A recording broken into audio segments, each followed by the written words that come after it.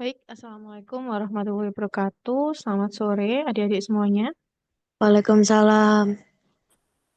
Ya, apakah suara saya terdengar dengan jelas? Terdengar, Bu. Oke, baik. Baik, adik-adik semuanya, hari ini akan kita pelajari ya untuk modul ke-7 dari kelas kecerdasan artificial. Akan saya share screen terlebih dahulu.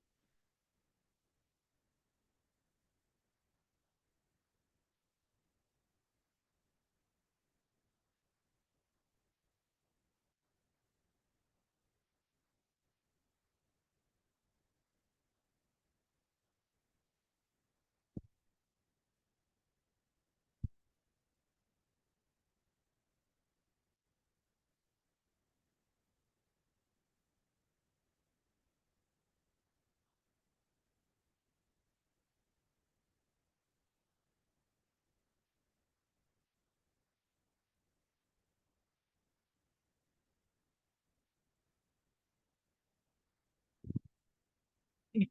Baik, untuk modul ke-7 hari ini akan kita bahas yaitu tentang pengolahan bahasa alami dalam kecerdasan artificial. Di mana submaterinya yang pertama adalah akan kita pelajari juga ya pengertian, kemudian konsep dari pengolahan bahasa alami dan penggunaannya dalam kehidupan sehari-hari. Kemudian nanti juga akan kita pelajari untuk implementasinya di Scratch ya. Oke. Oh, maaf. Hmm,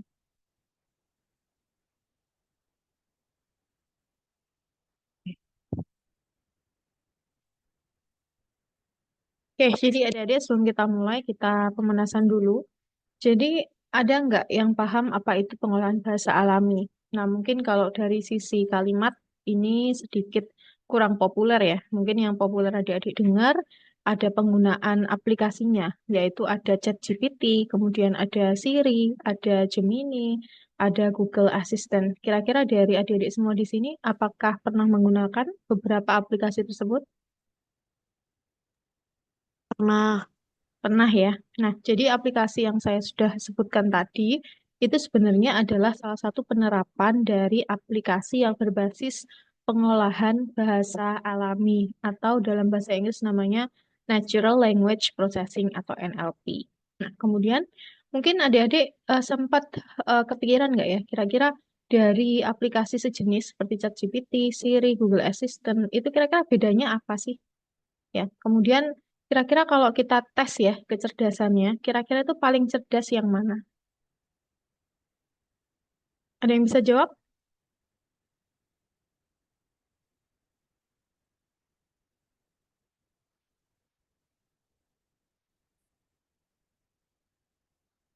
Nah, kalau misalkan memang tidak tahu bedanya, coba kita pelajari satu-satu. Jadi untuk ChatGPT sendiri itu adalah aplikasi yang memang difokuskan untuk bisa menjawab ya apapun pertanyaan yang kita berikan di prompt tersebut. Kemudian untuk aplikasi Siri itu dia fokusnya lebih kepada pengenalan suara. Jadi kalau adik-adik menggunakan perangkat iPhone ya, itu kan biasanya bisa kita panggil Hey Siri gitu ya.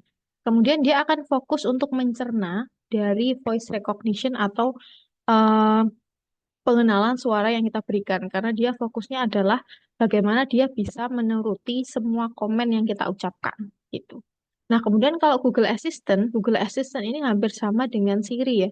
Jadi dia memang fokus kecerdasannya itu adalah bagaimana dia berlaku sebagai asisten kita. Jadi bisa digunakan untuk menjawab pertanyaan, bisa juga digunakan untuk memerintah ya atau memberikan komen. Sehingga sebenarnya kalau kita uji kecerdasannya itu mereka memang diprogram sesuai tujuannya masing-masing. Sehingga kalau di compare pun rasanya kok tidak fair gitu ya. Sehingga jawabannya adalah ketiganya sama-sama cerdas di bidangnya masing-masing. Misalkan di ChatGPT, bidangnya memang khusus untuk bagaimana dia bisa memberikan jawaban yang benar, jawaban yang akurat apapun pertanyaan kita. Kemudian untuk Siri dan Google Assistant memang fokusnya bagaimana dia bisa mengerti suara kita gitu ya, mengerti komen atau perintah kita sehingga setiap perintah yang diberikan oleh eh, kita itu bisa dilakukan dengan tepat seperti itu. Nah, jadi kira-kira seperti itu ya untuk pemanasan. Jadi sekarang sudah tahu ya kira-kira bedanya dari beberapa aplikasi itu apa. Jadi memang difokuskan pada fungsi dan tujuan dari aplikasi tersebut. Oke. Nah, tadi sudah kita lihat ya beberapa contoh dari aplikasi bahasa alami atau NLP. Nah, sekarang kita akan lihat dari sisi definisinya. Jadi, kalau misalkan pengolahan bahasa alami, itu kan dia diambil dari kata bahasa alami atau natural language. Di mana natural language itu sebenarnya adalah bahasa kita atau bahasa manusia, ya, yang kita gunakan untuk berkomunikasi sehari-hari, yang memang ini berkembang secara alami ya, dari kebiasaan dan interaksi manusia. Dan ini tidak dibuat-buat ya, jadi dia tidak dirancang dengan aturan tertentu, karena kita kan manusia ya, alamiah, tidak seperti mesin atau robot seperti itu. Nah, sedangkan kalau dibedakan dengan bahasa mesin seperti bahasa programan, contohnya ada Python ya, ada Java, ada bahasa Scratch. Nah, di mana di situ bahasanya kaku ya. Jadi memang ada aturan-aturannya. Misalkan kalau misalkan mau membuat percabangan, itu pasti ada if else ya. Kemudian kalau membuat percabangan lagi di dalamnya ada else if dan seterusnya. Sedangkan kalau bahasa alamiah itu kita bisa sangat bermacam-macam. Jadi nggak kaku. Jika saya telat, maka saya mendapat hukuman. Nah, misalkan kalau kayak gitu kan terlalu seperti mesin ya. Sedangkan bahasa manusia itu sangat kompleks sehingga dia bisa beberapa opsi lainnya dengan maksud yang sama. Itu, itu contoh sedikit ya. Nah, kemudian contoh bahasa alami lainnya yaitu bahasa manusia. Nah, bahasa manusia itu kan beragam ya, dibedakan dari suku ya. Di Indonesia saja ada berapa banyak bahasa. Ada bahasa suku Jawa, bahasa suku Sunda dan lain sebagainya. Belum lagi kalau yang di luar Indonesia ya, ada bahasa Inggris, bahasa Arab dan juga sebagainya. Nah, kemudian bahasa alami itu juga bisa digunakan dalam berbagai bentuk komunikasi. Misalkan yang sedang kita lakukan saat ini kan saya sedang berbicara ya, sedang menggunakan bahasa alami dengan bentuknya adalah verbal, ya, secara langsung. Kemudian bisa juga disampaikan melalui tulisan, ya, ketika kita menulis sebuah artikel, menulis sebuah laporan, itu sama, kita menggunakan bahasa alami. Bahkan bisa juga menggunakan bahasa isyarat dengan simbol-simbol seperti itu. Nah, kemudian pemrosesan bahasa alami sendiri, kalau misalkan kita lihat dari teknologinya, itu akan berkaitan dengan bagaimana ya komputer, karena kan kita membuat sebuah program yang berjalan di komputer. Nah, sehingga komputer itu harus mengerti bahasa manusia. Artinya kita akan mempelajari ya si komputer tadi untuk bisa mengerti bahasa alami kita seperti itu. Nah, sehingga kalau dilihat dari konsepnya, jadi natural language processing ini adalah bagaimana komputer itu bisa memahami, ya, memproses, dan juga memanipulasi bahasa manusia. Nah, memanipulasi di sini bukan artinya mengubah ya, tidak. Jadi memanipulasi ini seperti memodifikasi, ya. Artinya bisa bervariasi, seperti itu. Sama halnya misalkan kalau kita pakai ChatGPT, kita tanya ya dengan prompt yang sama, di komputer yang berbeda, itu jawabannya pasti berbeda. Karena memang ChatGPT sudah dilatih untuk memahami natural language processing, sehingga dia menjawabnya itu secara alamiah, bukan secara mesin. Jadi dia lebih bervariasi jawabannya. Nah, kemudian bidang NLP sendiri itu mencakup berbagai hal ya, seperti menafsirkan makna dari bahasa, menerjemahkan antar bahasa manusia, atau bahkan mengenali pola-pola yang terdapat dalam bahasa manusia, karena sangat kompleks. Nah, itu ya, kenapa diperlukan? Ya, kita harus memberi ilmu ya kepada mesin tentang NLP itu sendiri. Karena memang ya saya bilang tadi manusia itu berkomunikasi dengan cara yang kompleks dan tidak selalu teratur. Memang yang benar pada saat berbicara atau menggunakan bahasa alami ya, kalau dalam bahasa Indonesia ya masih ingat ya, pola kalimat yang jelas itu SPOK, subjek, predikat, objek, keterangan. Tapi ketika berkomunikasi, apakah semuanya teratur seperti itu? Kan tidak, ya. Karena tidak selalu teratur dan juga bisa berbagai macam cara, bisa dibolak-balik. Yang penting kan tujuannya tersampaikan. Nah, kemudian yang kedua, manusia seringkali menggunakan sinonim, ya.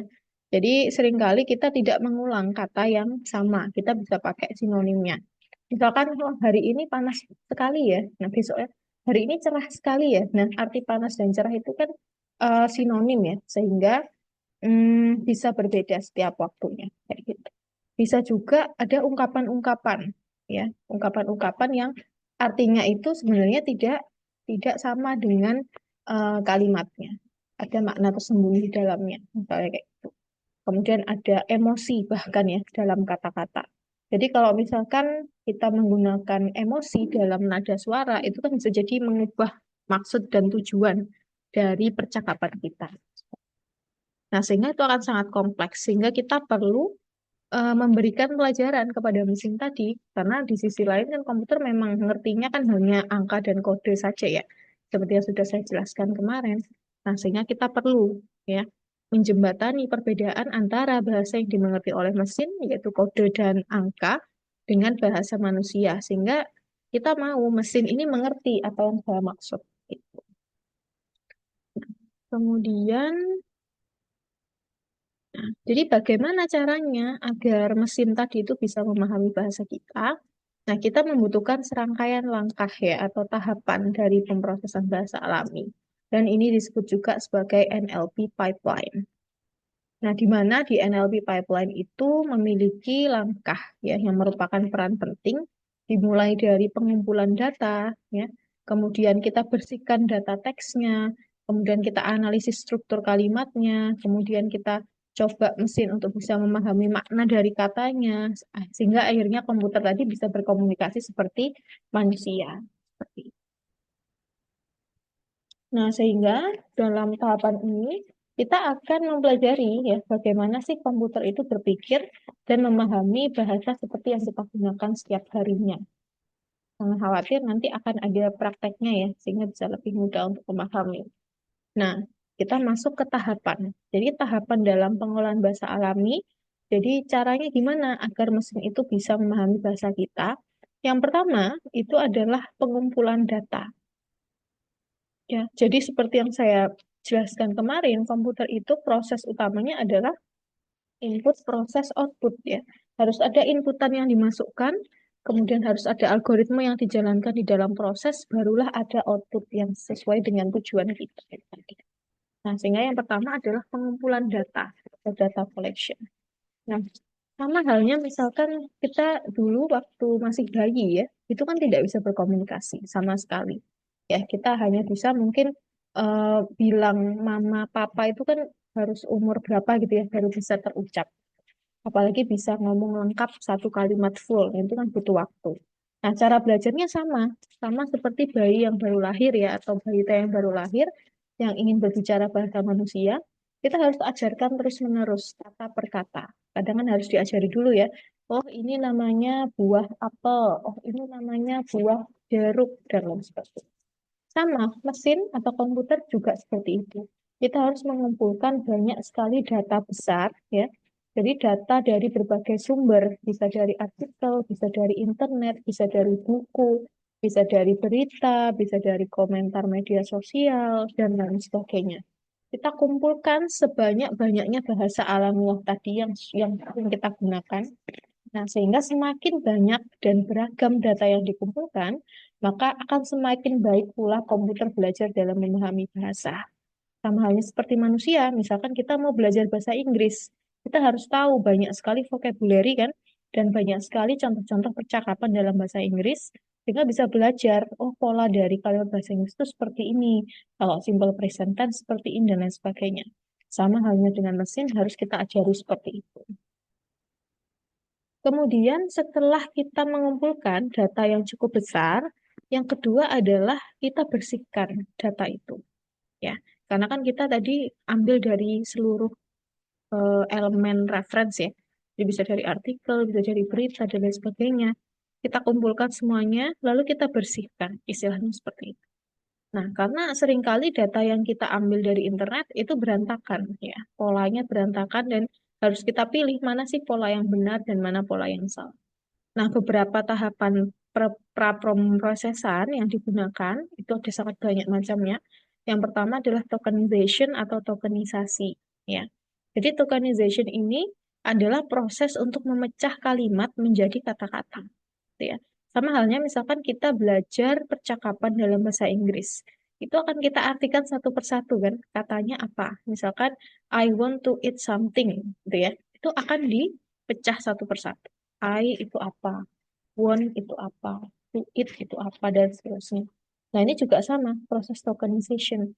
Ya, misalkan ada kalimat we love NLP. Nah, ini kita pecah menjadi beberapa kata. We love NLP. Seperti itu. Itu tahap yang pertama. Tahap yang kedua itu adalah lower casing. Jadi kita mengubah semua huruf jadi huruf kecil agar seragam, gitu ya. Jadi tidak mengenal capitalize. Jadi semuanya dibuat lower case. Contoh buah apel menjadi buah apel. Sama kalimatnya, cuman diubah menjadi huruf kecil semua untuk mempermudah pola dari sebuah kalimat. Gitu. Nah, kemudian cara yang ketiga adalah menggunakan stemming atau lemmatization. Ya. Jadi mengubah kata berimbuhan ke bentuk kata dasar. Misalkan dalam dalam berita ada bilang seperti ini. eh, Seorang murid berjalan ya di jalan raya misalkan. Nah, berjalan itu artinya apa? Nah, kalau misalkan kita mau tahu kata dasarnya, berarti kan harus kita buang dulu imbuhan dan kita ambil kata dasarnya. Sehingga kalau berjalan, berarti nanti akan diambil jalan.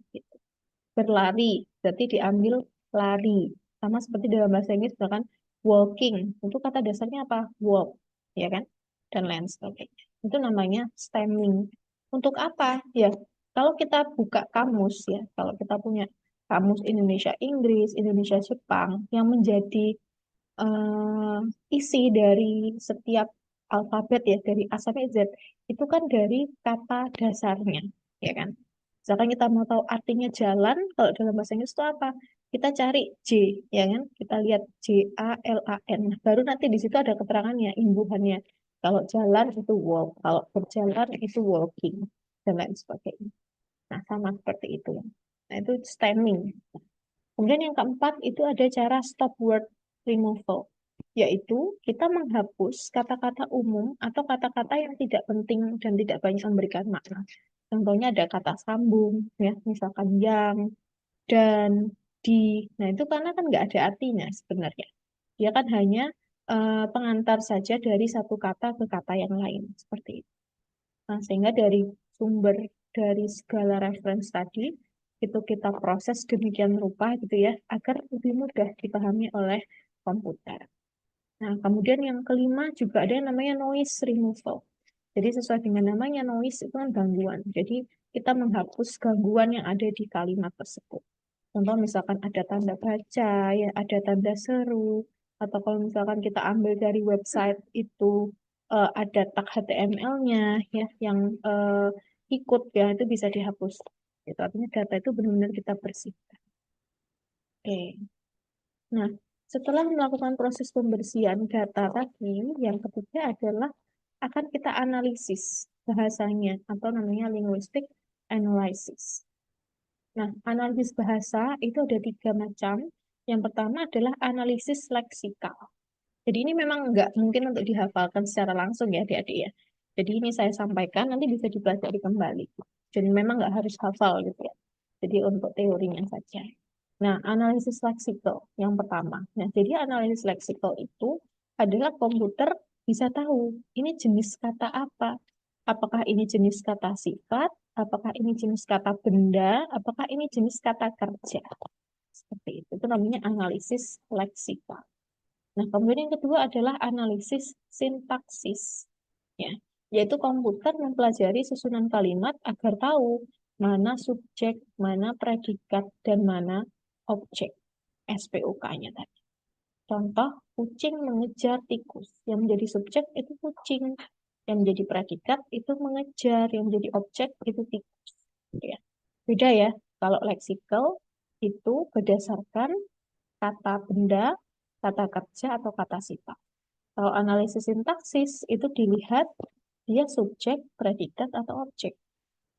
Kemudian yang terakhir adalah analisis semantik, yaitu komputer mencoba memahami arti kata dan membedakannya dari konteks yang ada di dalam kalimat. Nah, contoh misalkan kata kepala. Kalau kita bilang kepala sebagai part of human body gitu ya. Kepala sebagai bagian dari tubuh manusia itu kan artinya ini ya, suatu golongan tubuh manusia yang ada di atas leher, itu kan kepala. Tapi bisa juga kalau kalimatnya kepala laboratorium, kepala sekolah, itu kan artinya beda, meskipun sama-sama kepala. Nah, jadi itu ada di tahap analisis semantik. Karena kalau misalkan kita menemui seperti itu, berarti kan harus dibaca lengkap kalimatnya. Jadi konteks kepala ini merujuk kemana? Apakah merujuk satu anggota tubuh manusia atau merujuk ke tingkatan atau seperti apa? Nah, itu kita juga harus perlu mengajari si komputer agar mengenali ya analisis semantik dari sebuah kalimat. Oke. Nah, kemudian, nah ini ada lagi, yaitu name entity recognition. Nah, yaitu komputer akan mengenali hal-hal penting, seperti nama orang, tempat, tanggal, atau organisasi di dalam teks. Ya, contoh misalkan ada kalimat Presiden Prabowo berpidato di Jakarta. Nah, komputer bisa tahu mana sih yang penting dari kalimat itu. Ya, berarti yang penting dari kalimat itu misalkan dilihat dari orangnya siapa. Oh, Presiden Prabowo. Tempatnya di mana? Oh, Jakarta. Jadi dari beberapa kalimat, dia akan melakukan name entity recognition atau pengenalan entitas yang penting gitu ya. Atau entitas yang memiliki nama itu tadi.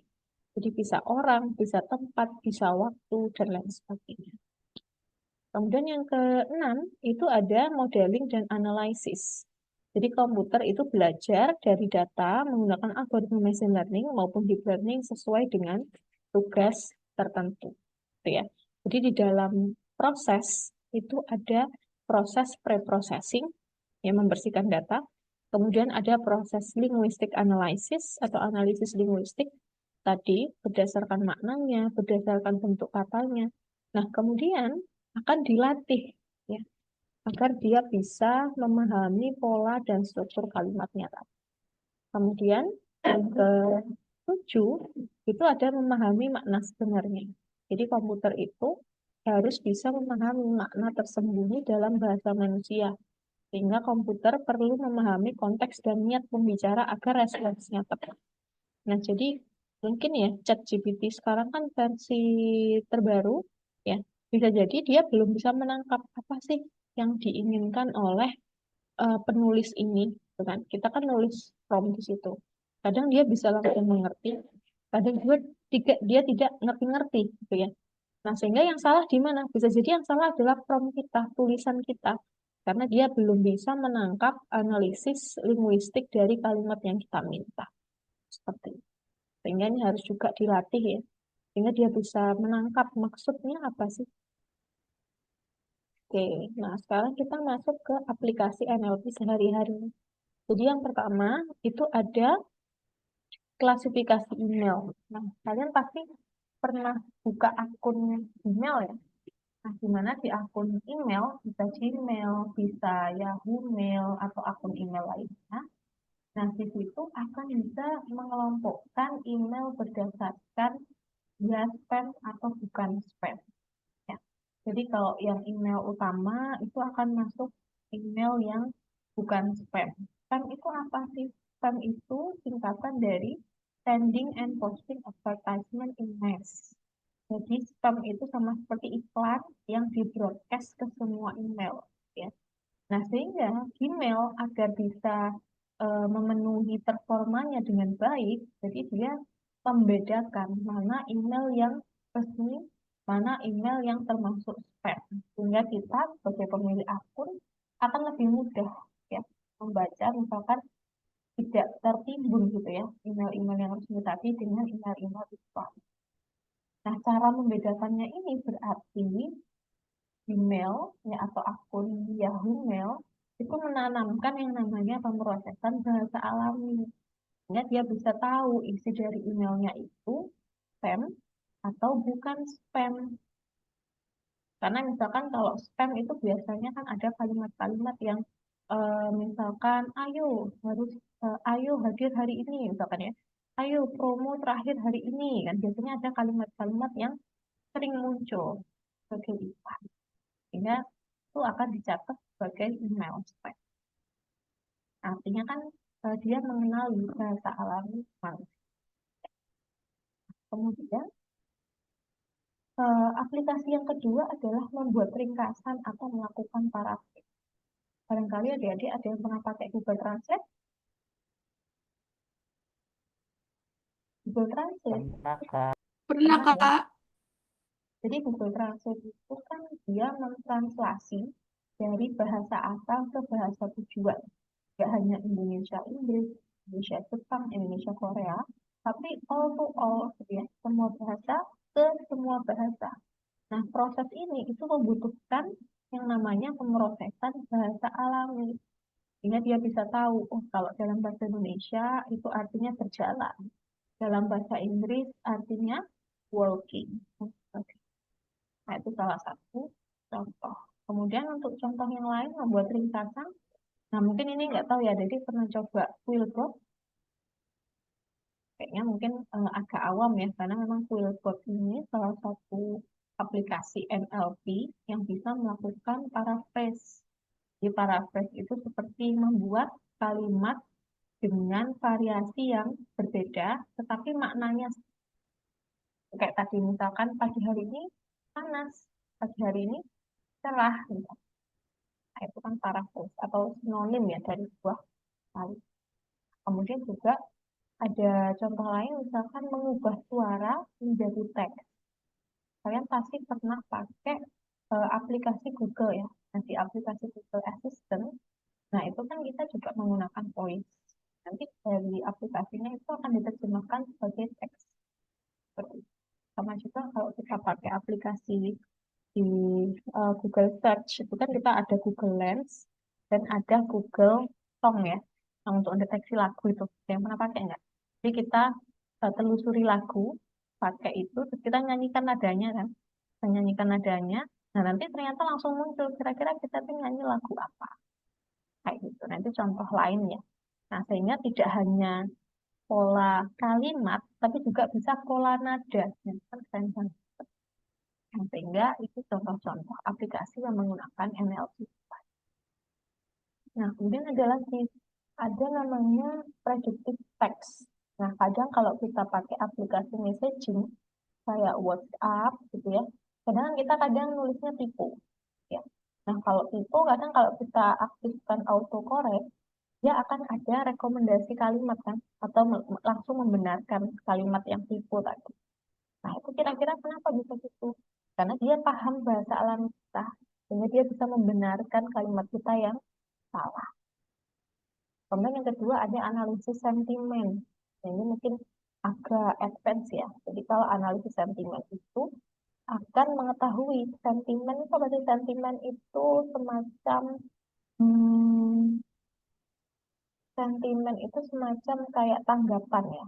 Tanggapannya positif atau negatif sih terkait suatu hal. Bahkan ada berita nih. Nah, orang-orang yang suka berita ini tuh berapa, orang-orang suka yang tidak suka berita ini tuh berapa, misalkan. Itu bisa dianalisis. Namanya analisis sentimen, positif atau negatif. Nah, sehingga gunanya untuk apa? Nah, gunanya bisa jadi misalkan saya punya produk ya, saya punya perusahaan yang memproduksi sebuah produk. Nah, saya mau lihat tanggapan calon-calon customer terhadap produk itu sebanyak apa sih yang positif. Nah, kalau positifnya banyak, maka kan bisa saya luncurkan kan produk ini. Tapi kalau ternyata tanggapannya negatif, kalau saya luncurkan kan nanti rugi. Bisa kayak gitu. Contoh penggunaan. Kemudian yang terakhir yang saya sebutkan tadi ada chatbot. Aplikasi yang mensimulasikan percakapan manusia seperti Gemini, ChatGPT, Copilot, dan lain-lain. Itu ya tentang aplikasi NLP sehari-hari, sehingga saya harap sekarang sudah mulai paham ya gimana cara kerja dari NLP. Nah, sekarang kita masuk ke tahap activity. Nah, gimana yang kita masuk ke activity? Ini ada sedikit refleksi ya. Jadi bisa kita simpulkan bahwa komputer itu tidak benar-benar mengerti bahasa manusia. Ya, seperti yang saya bilang, komputer kalau tidak dikasih program, dia tidak akan bisa melakukan apapun. ya, karena dia kan mesin, gitu kan. Nah, tetapi kalau komputer itu diberi ilmu, ya, diberi pengetahuan, ya, itu dia akan bisa belajar. Nah, sehingga salah satunya adalah bisa belajar bahasa manusia. Karena kita ajarin tadi, kita kumpulkan datanya, kita preprocessing, kita analisis eh, teksnya dari sisi leksikal dan lain sebagainya. Nah, sehingga misalkan ya, jika ada satu contoh kalimat yang mengandung kata seperti nyalakan lampu, ya, hidupkan lampu, on-kan lampu. Nah, itu kan sama-sama kita tujuannya sama. Kita mau lampu itu nyala kan dengan beberapa contoh kalimat tadi. Nah, maka kita harus membuat komputer itu paham. Kalau tiga kalimat yang kita utarakan itu tujuannya sama agar kamu bisa menyalakan lampu. Begitu pula jika suatu kalimat mengandung kata seperti matikan lampu, padamkan lampu, off-kan lampu, itu kan variasi aja ya. Nah, artinya kita harus bisa memastikan bahwa komputer itu paham kalau kita mau dia mematikan lampu yang ada.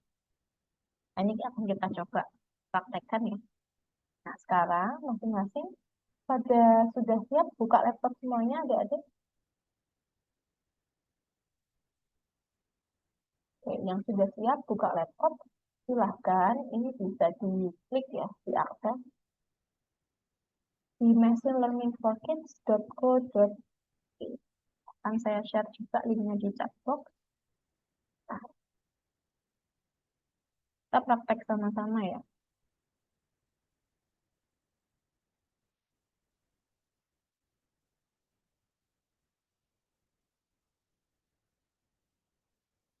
Ya, nah, sudah diklik ya di chat box, ada link. Nah, itu adalah Machine Learning for Kids. Silahkan diklik. Tampilannya akan menjadi seperti ini. Oke, login dulu ya. Kita pilih yang try it now aja. Sudah buka semuanya, adik-adik?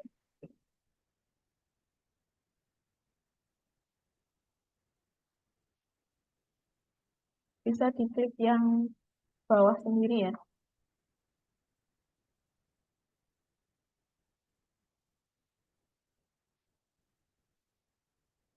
Bisa kita coba bareng-bareng.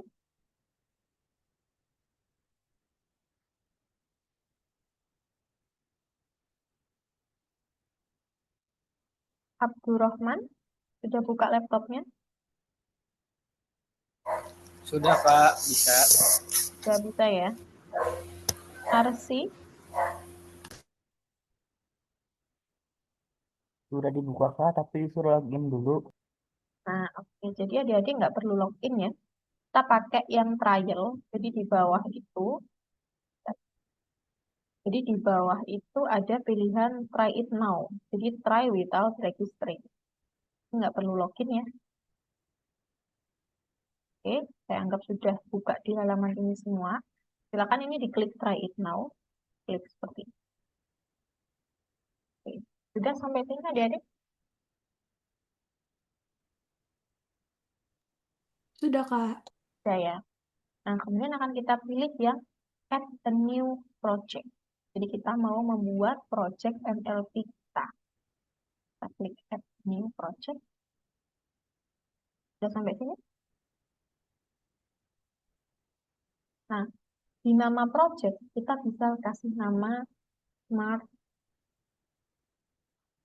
Device. Jadi kita mau membuat sebuah proses NLP untuk mengajari komputer ya, agar dia bisa mengenali kalimat-kalimat perintah.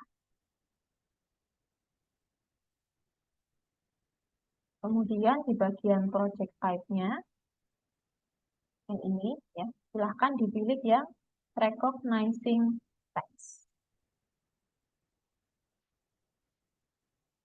Ya,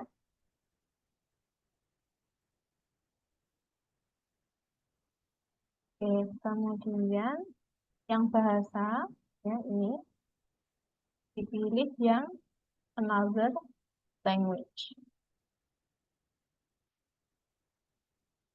Nah, kemudian yang terakhir itu dipilih in your web browser. Sudah semua seperti ini adik-adik? Nah, jadi kita mau membuat sebuah project untuk Sudah, desain Kak. pintar, ya. Jadi sama halnya misalkan kita pakai Google Assistant atau pakai Hey Siri gitu ya. Hey Siri, please call my mother. Tolong telepon ibu saya gitu. Nah, otomatis nanti Siri akan menghubungi kontak dari ibu kita. Nah, ini sama. Kita mau coba buat sebuah aplikasi yang mirip dengan Hey Siri gitu ya. Jadi kalau kita perintah, itu dia bisa melakukan hal yang kita perintah. Oke, sudah ya sampai sini. Nah, setelah selesai, kita pilih yang create.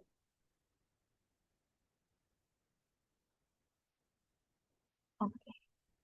Nah, setelah itu kita klik ya project kita, diklik yang aplikasi. Nah, seperti ini. Nah, ini ada 3 pilihan adik-adik. Ada train, kemudian ada learn and test, dan ada make. Nah, ini sama seperti praktek yang sudah kita lakukan kemarin. Google Teachable Machine, ya, masih ingat kan ya? Itu ada kita capture datanya, ya kan? Itu sama seperti train. Kita latih, gitu kan? Kemudian kita klik proses, dan nanti akan ada output yang dihasilkan. Nah, untuk tahap ini, sama seperti tahapan pada NLP, yaitu mengumpulkan data, jadi kita klik dulu yang train. Sudah sampai sini adik-adik? Sudah, Kak. Sudah ya. Kemudian kita lanjutkan add new label. Nah, add new label ini untuk apa? Add new label ini untuk kita bisa memberikan eh, data pelatihan tadi di awal. Kita mau tahu komputer itu bisa, misalkan kita suruh untuk menyalakan lampu. Berarti labelnya apa? Misalkan labelnya bisa lampu, bisa kipas ya. Misalkan kipas dulu deh. Jadi ada 2 nanti soalnya. Kipas nyala. Kita add. Jadi di sini label kipas nyala itu akan kita isi kalimat-kalimat yang tujuannya sama, yaitu untuk menyalakan kipas. Jadi itu tadi ya, karena bahasa alami kan sangat bervariasi. Kan nggak mungkin manusia itu ngomong seperti robot, ya kan? Hanya satu struktur aja, satu pola aja. Ya, jadi kan bervariasi. Nah, sehingga kita kasih example. Sudah sampai sini? Nah, kita tulis kira-kira kalimat selain kipas nyala, ya, yang biasanya kita ucapkan, itu apa? Misalkan kipas nyala sudah.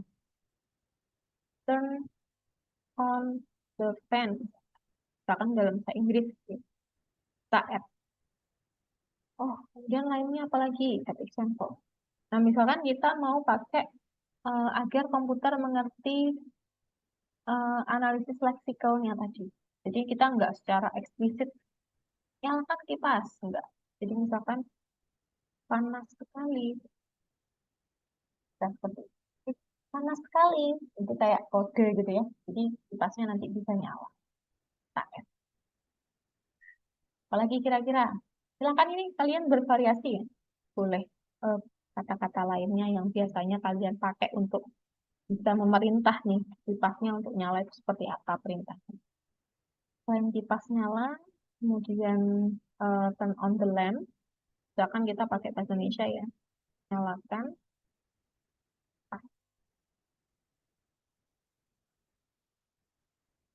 Nyalakan kayak.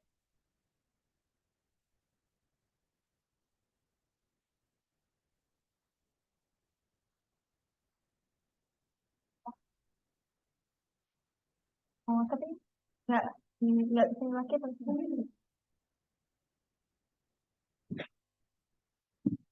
Selain nyalakan kipas, apa lagi ya? Nah, di sini sudah saya sediakan adik-adik. Kalau bingung, ya, itu bisa disesuaikan. Nah, ini, tolong nyalakan kipasnya. Yang tadi kan nggak pakai tolong, yang ini pakai tolong. Kemudian yang lain, Aku butuh angin. Ya, apalagi hidupkan kipas. Banyak macamnya ya. Nah, ini minimal 5. Minimal 5 variasi. Untuk kita bisa memberikan variasi dari perintah ini. Sudah sampai sini adik-adik? Sudah 5 minimal?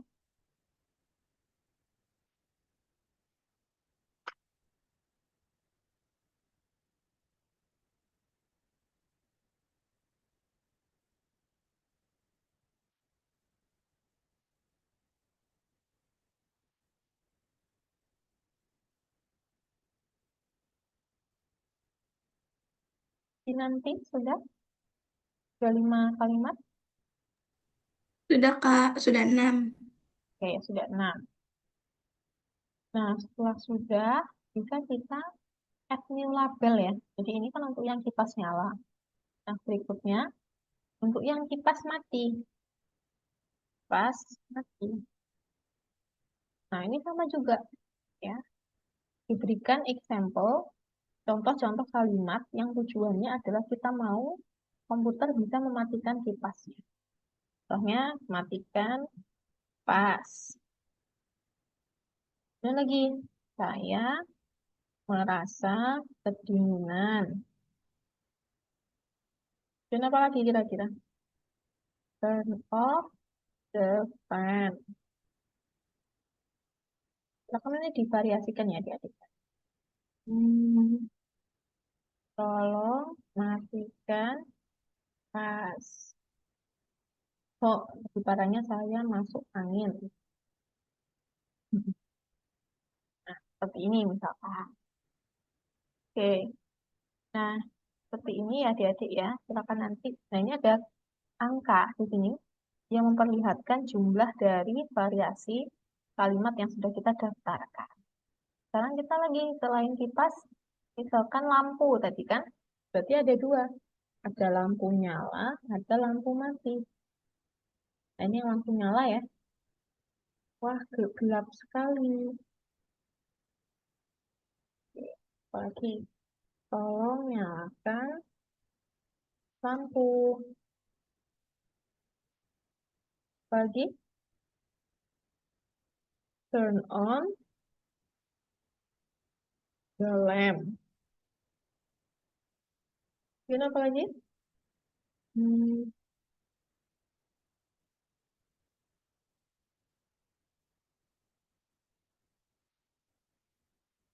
nyalakan lampu sekarang. Ya, silahkan nanti divariasikan ya. Apalagi kira-kira saya butuh cahaya.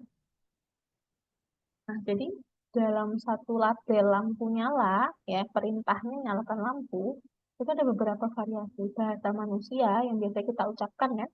Nah, agar komputer itu menangkap maksudnya apa, kita harus daftarkan dulu per kategori kalimat.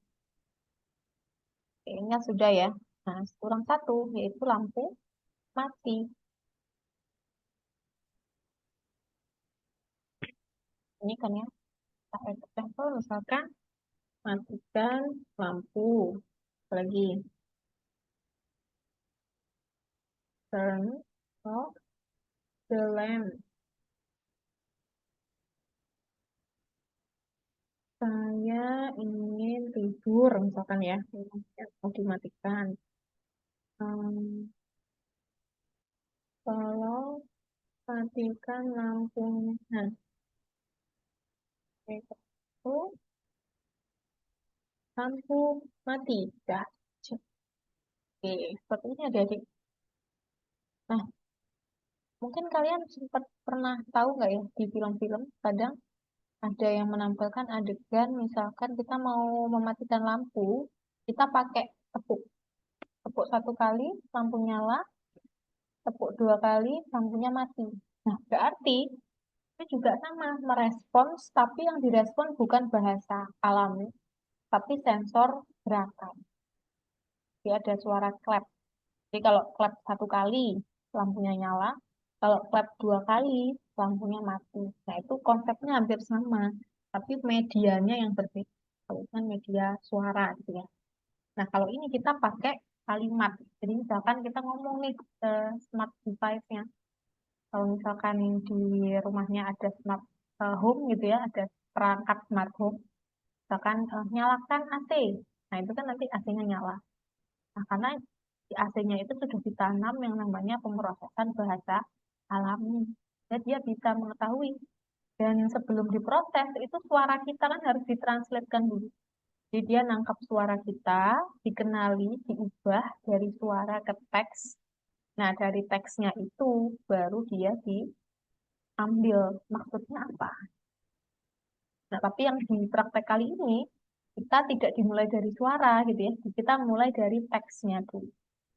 Di basicnya kan di teks. Udah sampai sini adik-adik? Jadi ada 4 label. Ada kipas nyala, kipas mati, lampu nyala, lampu mati. Masing-masing label punya minimal 5 variasi bahasa. Udah? Saya sudah, Kak. Oke, sudah ya. Nah, kalau sudah, kita klik yang ini. Back to project. Nah, ketika sudah di back to project, nah lanjut ya. Kita klik yang bagian learn and test. Jadi di tahap 1 adalah tahap train, ya, tahap collect data. Jadi kita koleksi datanya, setelah itu kita tes ya. Kita menggunakan koleksi data tadi, kita coba, kita proses agar komputer mengenali. Ini diklik learn and test. Oke, nah di sini ada refleksi. Apa yang sudah kamu lakukan? Kamu sudah mengkoleksi beberapa contoh teks ya untuk komputer bisa mengenali kapan kipas nyala, kipas mati, atau 2 order classes. Tadi kan ada order classes kan ada lampu nyala dan lampu mati, ya kan? You have collected ada 6 example kipas nyala, 5 example kipas mati, dan seterusnya. What's next? Ya kan? Apa berikutnya? Nah, kita akan memulai dari proses pelatihan. Ya. Di komputernya kita suruh berlatih menghafalkan kalau lampu nyala kalimatnya seperti apa saja, lampu mati kalimatnya seperti apa, kipas nyala dan kipas mati kalimatnya seperti apa. Nah, sehingga harus kita klik di sini, train new machine learning mode. Klik ya, akan diklik. Nah, ini butuh waktu teman-teman. Nah, ini kan masih proses. Nah, kalau manusia, prosesnya itu kan menghafal, ya kan? Kita harus menghafal beberapa kalimat. Nah, kalau komputer juga sama, dia harus melatih dirinya, ya. Jadi komputer tuh pasti juga punya memori sama seperti manusia. Nah, ini proses, nah, proses training tadi berlangsung. Setelah sudah keluar seperti ini, ya, sudah muncul adik-adik seperti ini.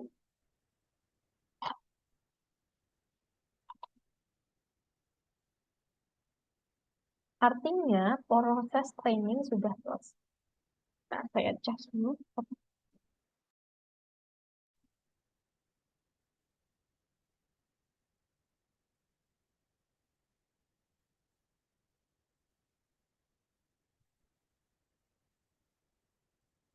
Seperti ini, itu artinya proses training sudah selesai. Ya, dan kita bisa nguji. Kita tes. Sama seperti kalau kita hafalan. Kita hafalan kan buka buku. Setelah itu kita merasa sudah hafal, kita tutup buku, kita tes. Kira-kira artinya ini apa? Nah, kita bisa ngetes komputernya paham apa enggak dia. Misalkan tadi saya bilang eh, panas gitu ya. Atau saya masuk angin kan. Nah, kalau saya masuk angin kan berarti tadi masuknya di kipas mati, ya kan? Kita tes. Nah, ini recognize as kipas mati with 100% confidence. Artinya apa? Jadi kalimat yang saya masukkan ini 100% komputer percaya bahwa maksud saya adalah matikan kipas atau kipas mati. Nah, kenapa 100%? Karena kalimatnya sama persis yang saya daftarkan. Saya masuk angin. Misalkan, saya merasa masuk angin nih. Itu ya misal. Nah, confidence-nya berkurang. Ya kan? Tingkat kepercayaan komputer menjawab bahwa saya merasa masuk angin nih. Itu adalah kipas mati yang tadinya 100% berkurang jadi 80%. Kenapa? Karena di situ saya sudah mulai bervariasi kan kalimatnya.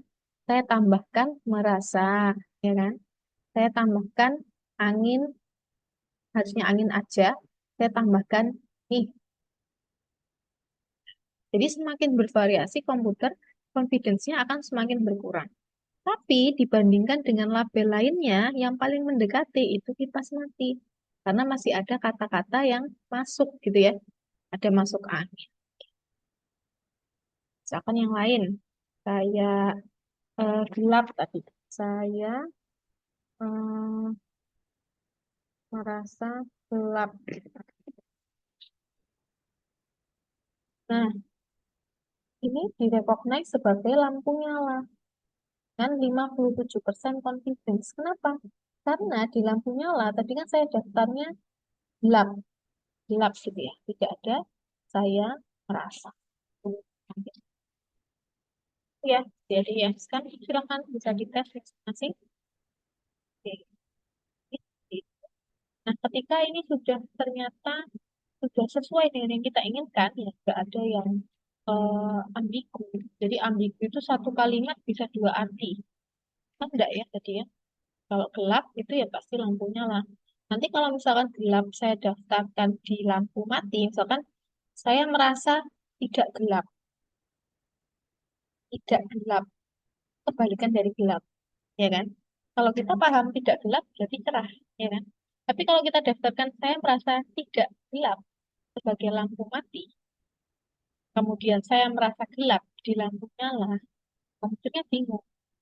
Gelap ini masuk lampu nyala, masuk lampu mati. Karena sama katanya, sama-sama gelap. Kan? Bedanya yang lampu mati ada kata tidak. Ya. Yang lampu nyala tidak ada kata tidak. Ya, kalau misalkan kita cuma klik gelap, maka nanti confidence-nya bisa jadi 50-50. 50% lampu nyala, persen lampu mati. Nah, ini bisa dibilang kalau kalimatnya anu. Tapi kan tadi tidak ya, sudah jelas kan ya. Gitu ya adik-adik ya. Sudah sampai sini semuanya kan ya? Ada yang ditanyakan?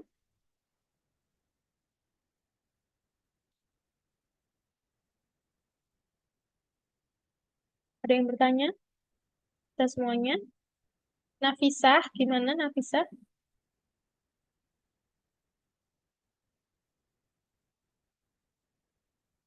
Alif Jabar, gimana?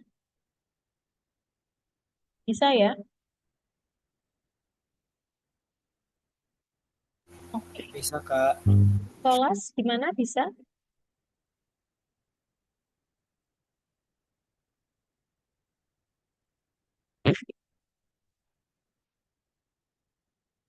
Nicole, gimana Nicole? Bisa nggak?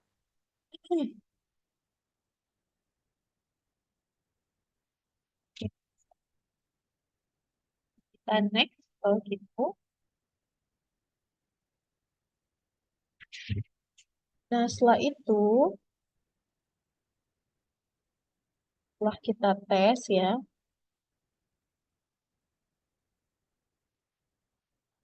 nah kita akan kembali ke back to project. Jadi dari sini sudah kita tes, gitu ya. Kita tarik ke atas, kemudian kita pilih yang back to project. Nah, setelah back to project, train tadi sudah. Train itu untuk mengkoleksi kumpulan datanya. Learn and test tadi sudah. Kita proses training ya dari komputernya. Nah, sekarang yang terakhir adalah make. Jadi, model yang sudah kita latih tadi kan kita ubah ke dalam bentuk ada 3 di sini. Ada Scratch, ada Python, ada EduBlocks. Nah, karena kalian kemarin sudah belajar Scratch, maka kita akan coba make to Scratch. Kita klik make, ya. Kemudian pilih yang Scratch tree. Pilih Scratch tree. Nah, seperti ini, ya. Sehingga apa? Sehingga kalimat yang sudah kita daftarkan tadi itu akan masuk ke dalam library dari Scratch. Nah, sehingga nanti akan bisa kita gunakan di Scratch secara langsung. Bisa kita klik Open in Scratch Tree.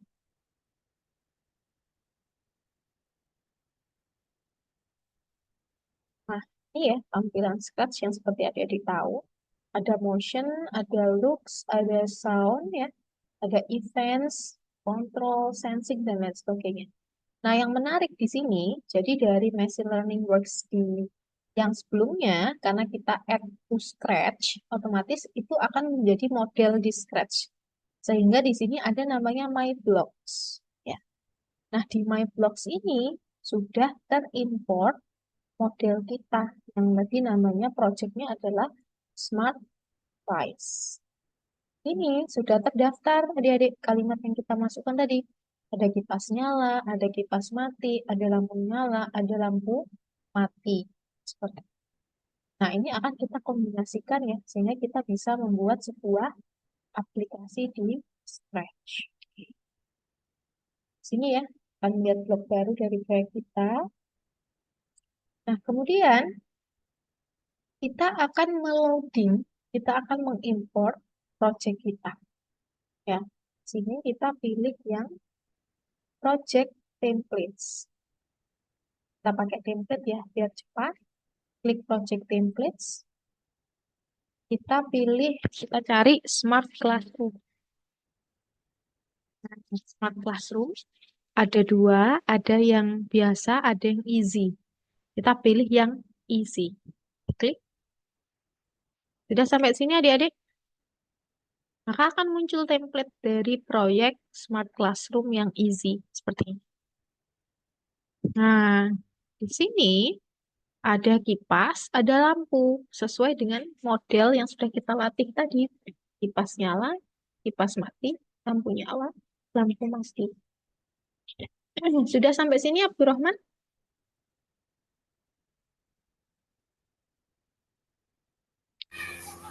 Sudah, Kak.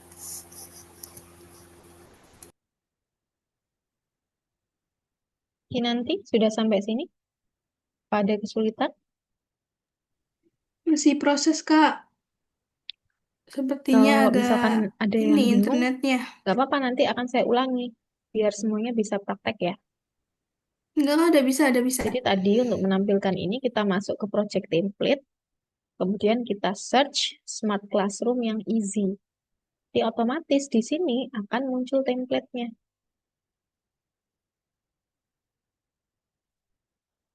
Mana adik nanti ada kesulitan?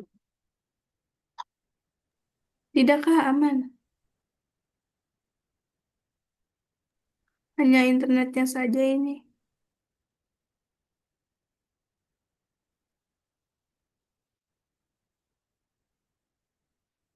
Yang lain gimana?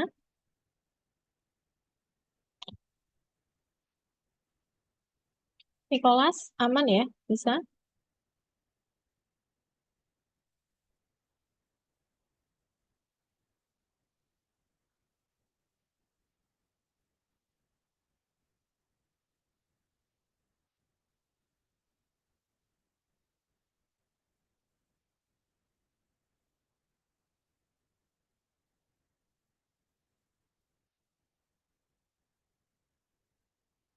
Kaiser Akila, gimana?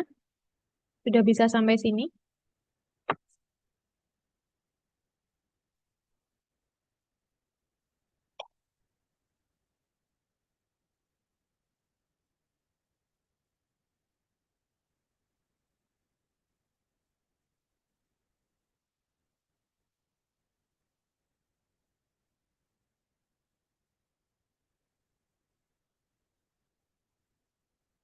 Oke, ini nanti akan saya coba gantian share screen ya, biar terlihat mana yang praktek, mana yang belum.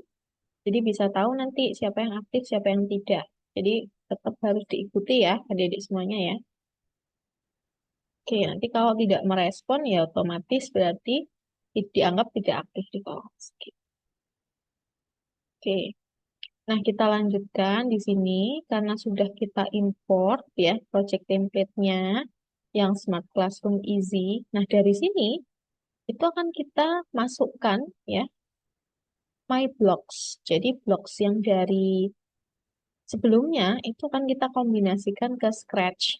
Sehingga nanti kipas dan lampu ini akan menyesuaikan dengan perintah yang sudah kita masukkan sebelumnya. Nah, caranya gimana? Nah, ini tidak ada contoh ya di PPT. Oke, seperti ini. Nah, silahkan nanti bisa menyesuaikan dengan label yang ada di sini. Sambil saya tampilkan di screen ya, seperti ini. Ini ya. Nah, silakan di ya. Nah, misal yang pertama, kita geser aja.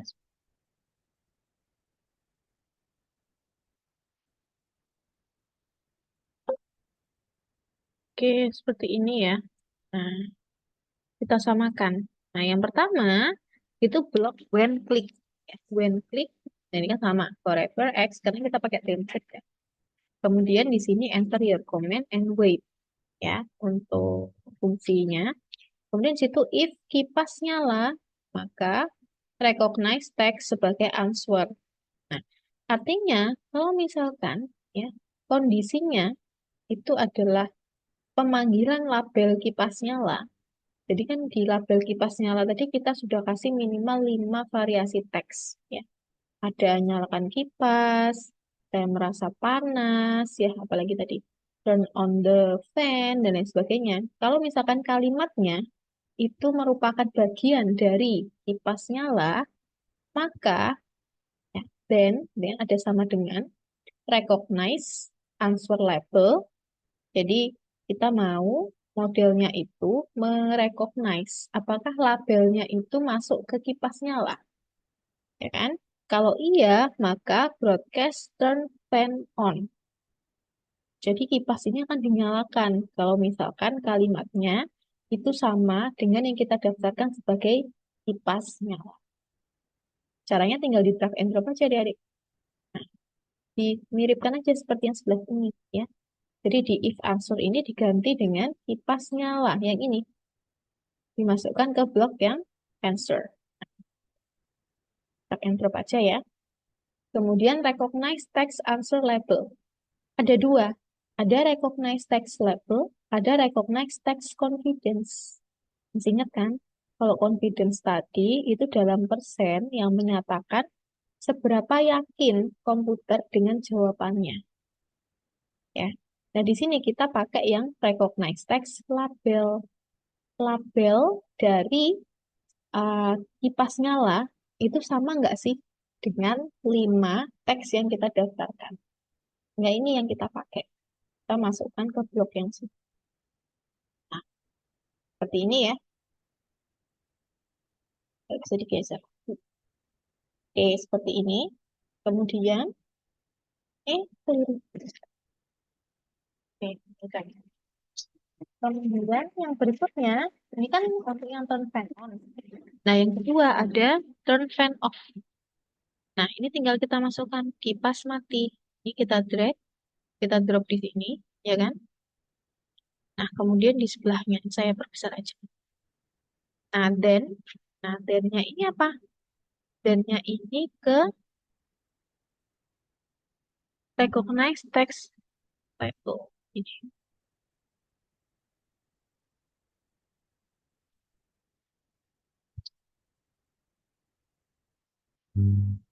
Nah, ini broadcast turn off ya harusnya if answer sama dengan. Nah, ini kita cari yang sama. Ini ya bloknya ya, kita ubah. Seperti ini kita hapus.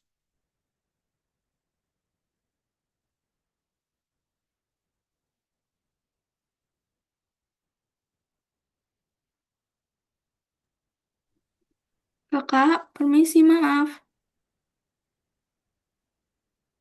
Kita ganti yang sama dengan. Nah, yang kiri itu adalah kipas mati. Kak, maaf Nah, izin kemudian bertanya. sama dengan recognize text label seperti itu. Kita masukkan ke sini ya. Nah, seperti itu ya adik-adik ya. Oke, berarti broadcast turn fan off. Nah, kita lihat di PPT. Sudah benar ya. Kipas mati, recognize text answer label.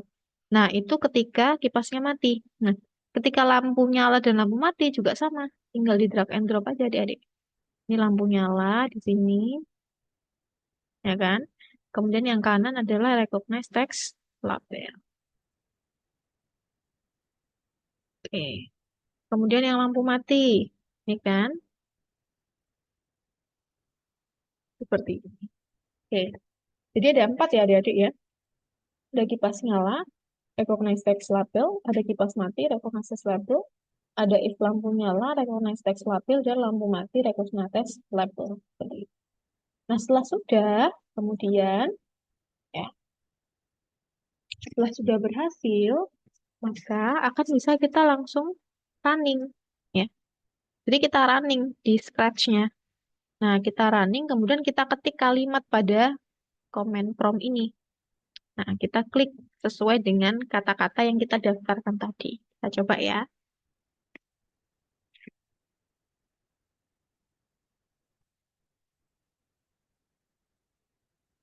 Oke. Nah, di sini ya, kita klik yang bendera hijau, kita running.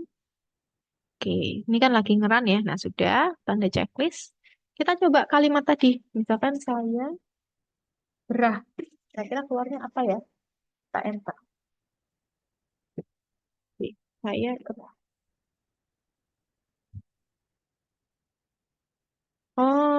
Oke, sprite langsung benar.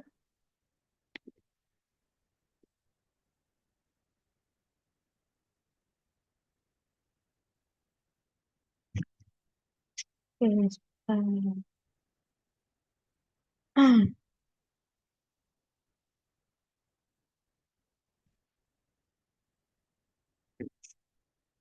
Oke, kita coba lagi.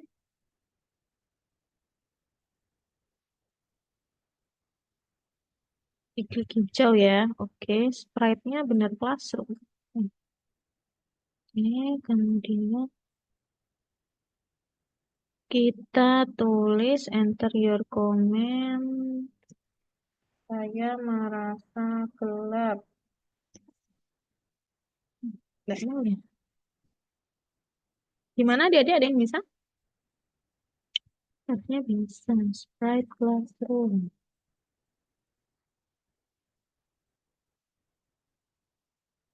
Pilih Sprite Classroom, klik tab code, klik my blog sebelah kiri.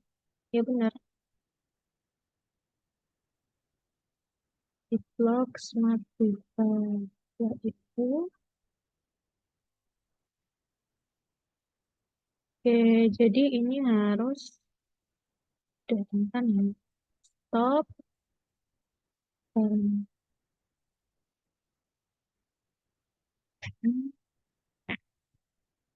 oke, kita pastikan sudah benar ya. If answer terunderstand. Identifikasi.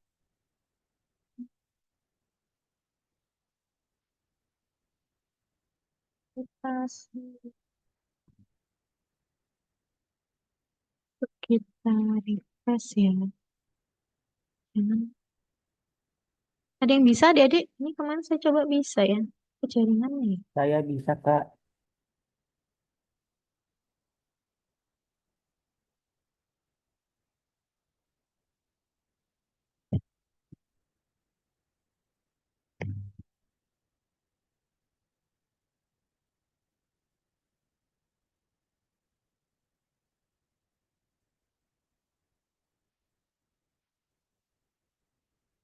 Oke.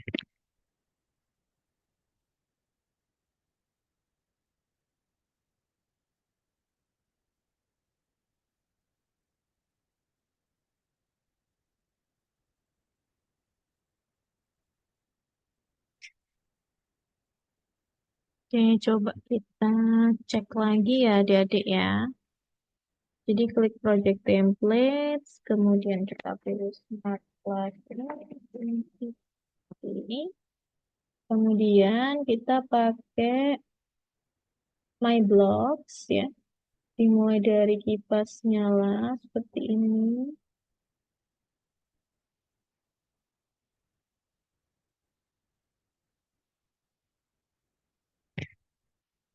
Kipas mati.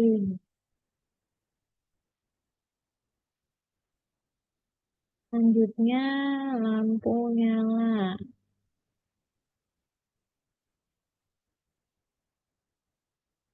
Lampu mati. Oke, setelah seperti ini kita klik yang bendera hijau. Dan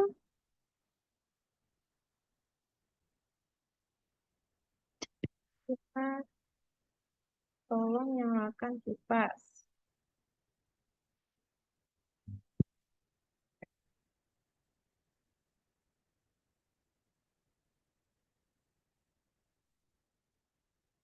Oke, nah ini seharusnya nanti kipasnya nyala, adik-adik. Ada yang sudah nyoba?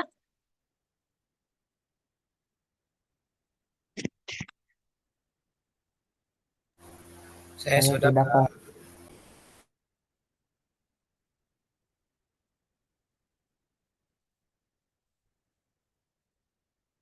Jadi nanti seharusnya tampilannya seperti ini ya. Sehingga nanti kalau diklik tolong nyalakan lampunya, maka di sini akan nyala lampunya on.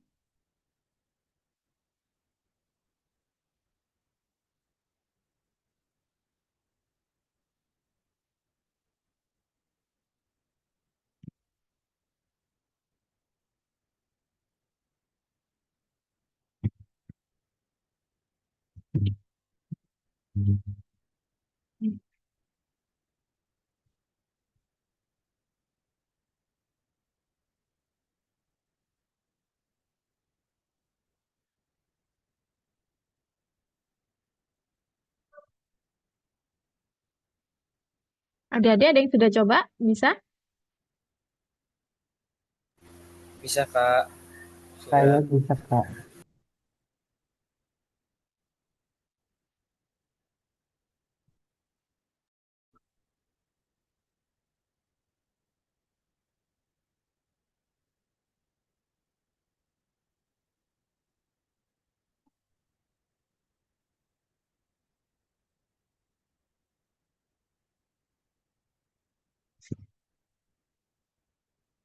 Ada yang sudah?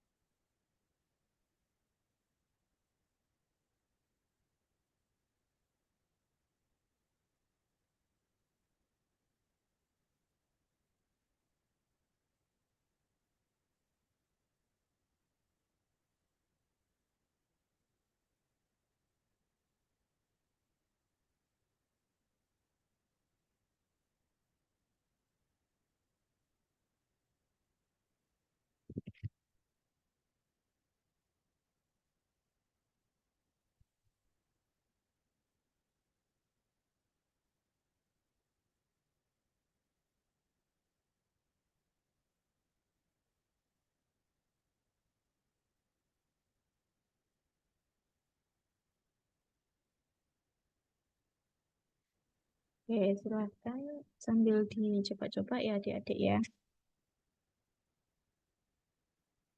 Akan saya share slide-nya di kolom chat box.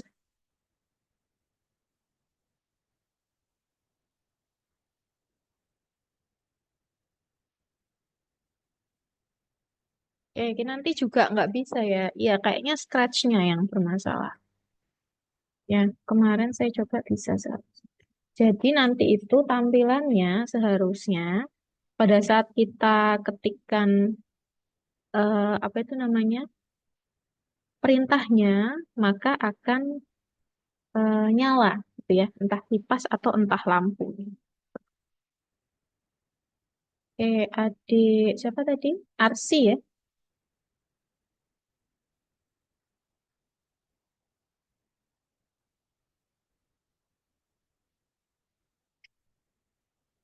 Oke. Nah, kita coba lagi share screen. Nah, yang ini ya ternyata ya. Ini kita masukkan answernya. Nah, dia ketinggalan ya, Dedek. Answer. Kita cari di sini. Nah, yang ini. Oke, ya. Oke, jadi keempat-empatnya kita tambahkan answer. Oke, nah itu bisa harusnya ya, nanti ya. Nah, ini baru kita klikkan, nyalakan pasti. Kita running dulu. Kita klik, nyalakan kipasnya. Nah, tuh. Jadi, tadi ada yang ketinggalan ya. Jadi, blok answernya itu harus dimasukkan dulu. Sehingga di situ dia akan terputar kipasnya. Kemudian misalkan saya masuk angin. Tadi harusnya kipasnya mati ya, jadi kayak kipasnya berhenti. Kemudian untuk lampu sekarang, saya merasa gelap. Nih, nah, lampunya nyala, ya kan? Kemudian saya mau tidur. Nah, lampunya mati. Oke, jadi seperti itu ya, adik-adik. Sudah bisa semuanya?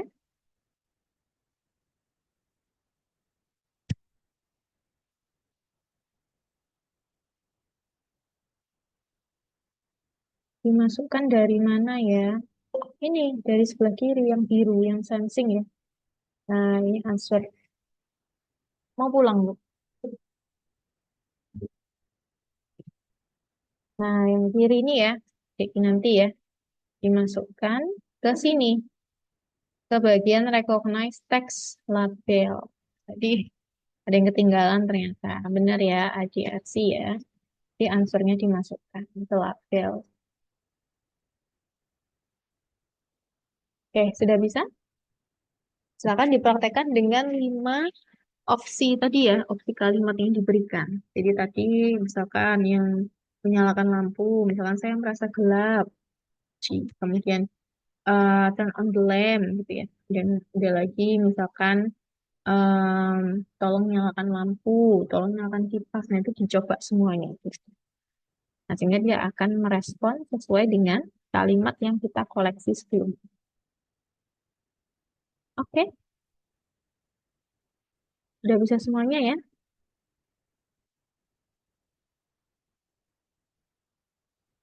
Adik nanti gimana? Udah bisa?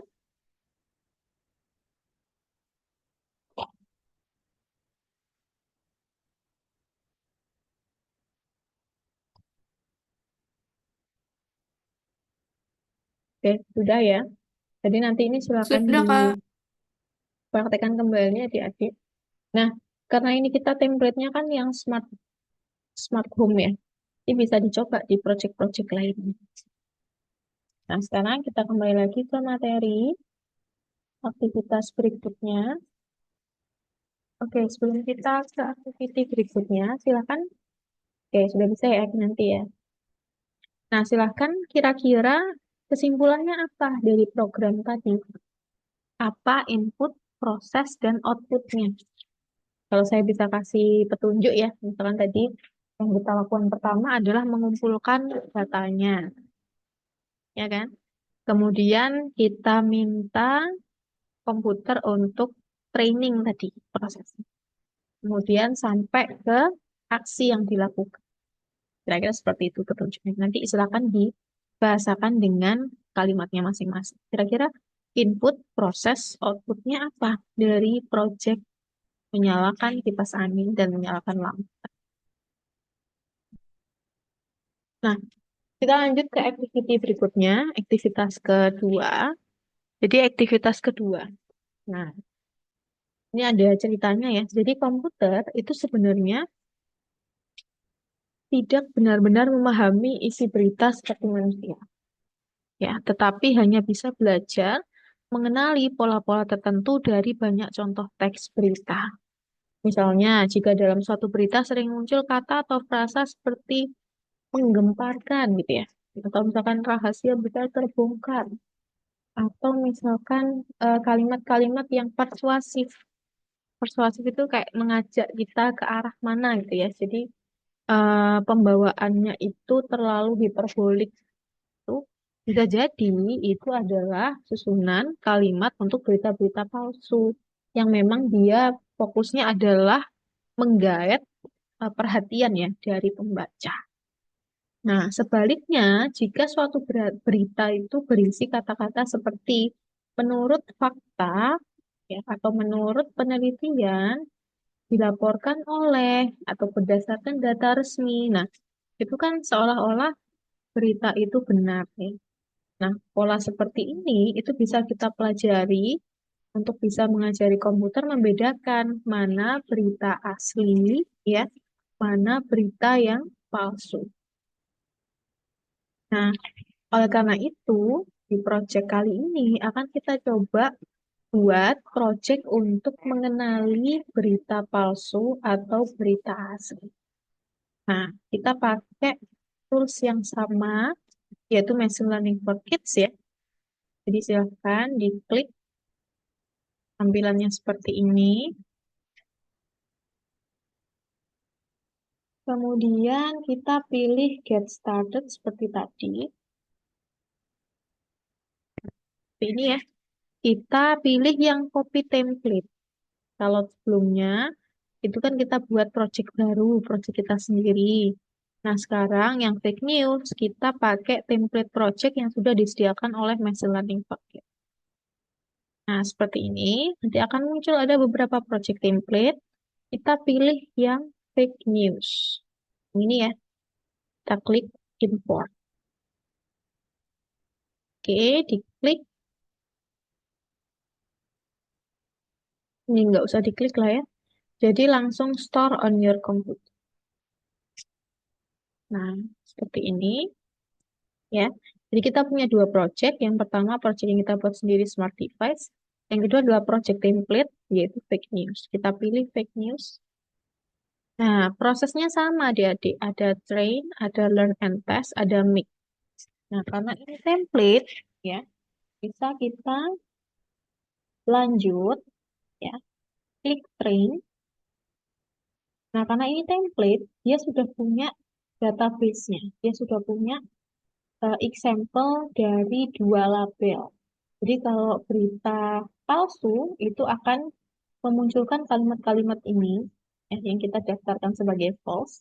Dan berita asli itu akan memunculkan kalimat-kalimat ini. Karena ini template, jadi dia sudah punya example-nya. Nah, cara buat example tadi tahu ya, tinggal diklik aja add example. Misalkan, ini kan dalam bahasa Inggris ya adik-adik ya.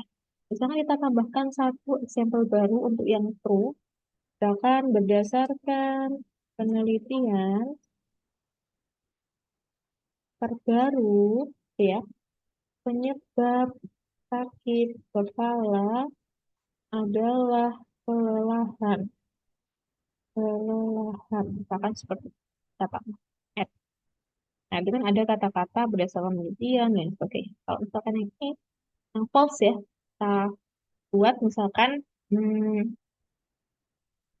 kalimat yang kira-kira dia akan eh,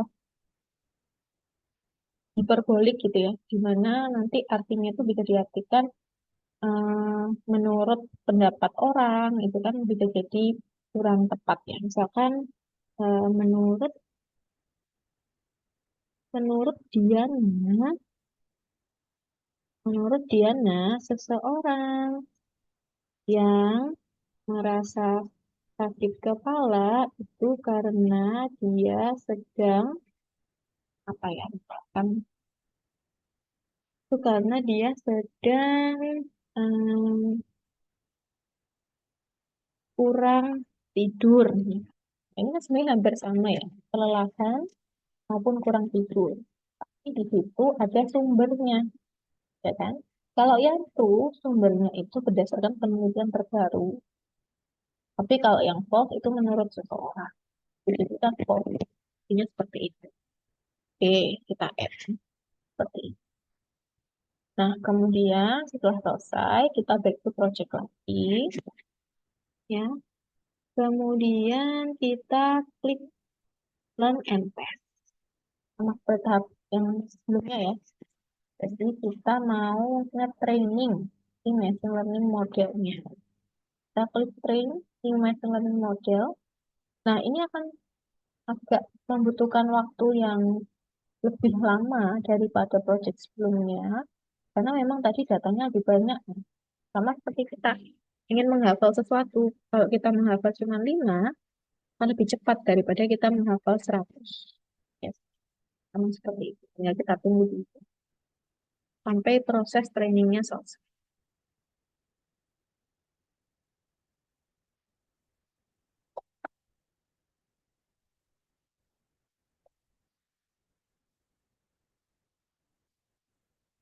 Sudah sampai sini ya adik-adik ya.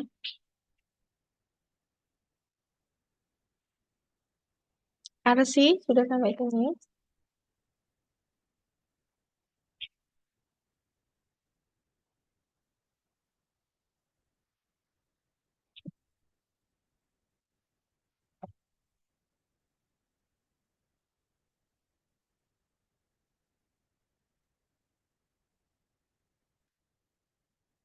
Tadi masih training ya. Kita tunggu ada yang sudah selesai proses trainingnya.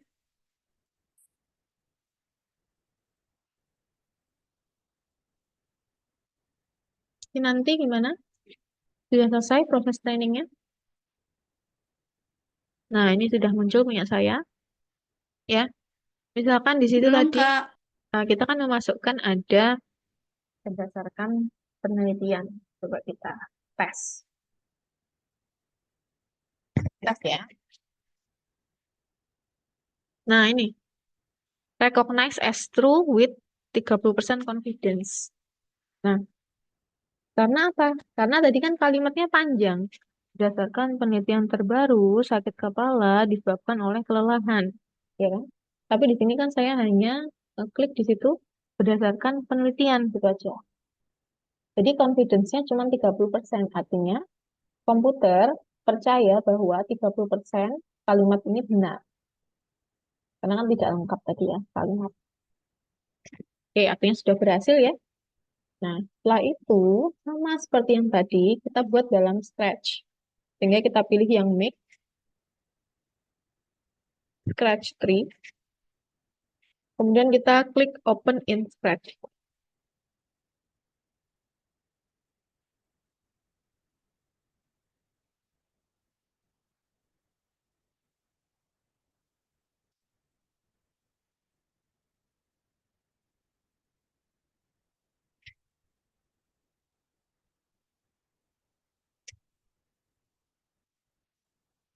Oke, sudah ya, sudah muncul di Scratch. Nah, kemudian,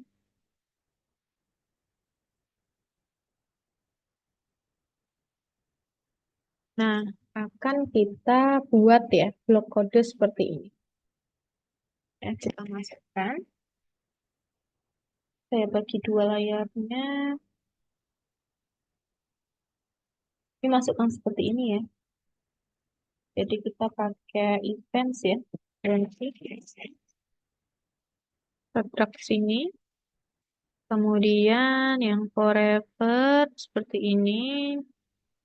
Kita kasih say ya. Say for ya. Kita kasih say for, di mana say-nya adalah misalkan, hai, aku bisa bantu kamu untuk deteksi berita palsu. Seperti itu.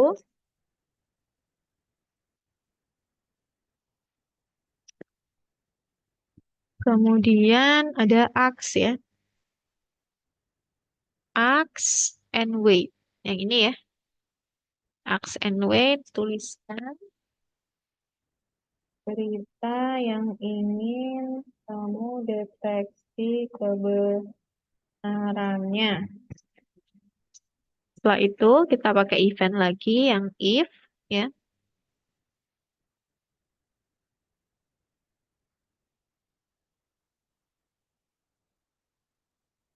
Yang if then else berarti yang ini ya. If then else. Nah, if-nya, nah kita pakai dari my blocks. Nah, ini ya. Kita pakai yang recognize text seperti ini. Kita masukkan ke sini. Maaf keliru sini. If. Nah, ini harus kita masukkan yang operators tadi ya, yang sama dengan sini. Nah, baru yang ini masuk ke yang pertama seperti ini. Then di sini true ya, sama dengan true. Di my blocks kita pilih yang terus seperti ini. Kemudian kalau misalkan labelnya itu true, tadi kan ada dua, ada true, ada false. Nah, misalkan true berarti nanti akan menampilkan kalimat kita say for ya. Say-nya adalah berita kamu berita kamu asli.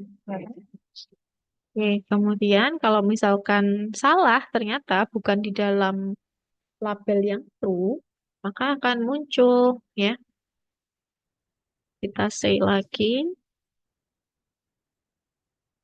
berita kamu palsu. Gitu. Ini ya, disesuaikan. Jadi when click forever, say itu untuk kalimat awalnya ya. Kemudian ask, tuliskan berita yang ingin kamu tahu kebenarannya. Kemudian if ya, recognize text label adalah true, maka jawabannya adalah berita kamu asli. Kalau bukan, maka berita kamu palsu. Nah, sudah berhasil, coba kita running. Kita klik bendera hijaunya. Nah, ini yang tadi kita tulis ya. Oke, kemudian tuliskan berita yang ingin kamu deteksi kebenarannya. Tadi kan saya menuliskan ada berdasarkan penelitian terbaru sakit kepala itu karena kelelahan. Nah, enter. Nah, berita kamu asli. Ya, kan? Tadi jawabannya sudah benar ya. Kalau misalkan menurut Diana, ya, sakit kepala karena kurang tidur. Enter. Loh, kok masuk berita kamu asli? Harusnya kan berita kamu palsu. Jadi, karena tadi ada ambigu. Ya, ambigu apa? Kalimat sakit kepala. Jadi misalkan kita tulis lagi, menurut Diana, ya, menurut Diana, gitu. Kita akan, loh kok masih berita kamu asli? Harusnya berita kamu palsu, ya kan? Karena tadi kita tuliskan di situ, dia ada di dalam label false. Nah, artinya apa? Artinya komputer tidak bisa sempurna ya mengenali pola data, sehingga harus kita kasih contoh-contoh yang lebih banyak lagi. Itu ya. Dek, sudah bisa sampai sini?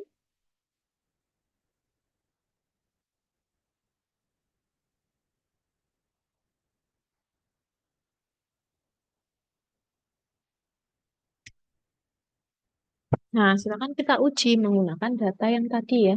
Tadi kan di sini back to project yang my project, yang fake news ya, yang train tadi. Nah, ini ya, misalkan kita copy dari sini nih.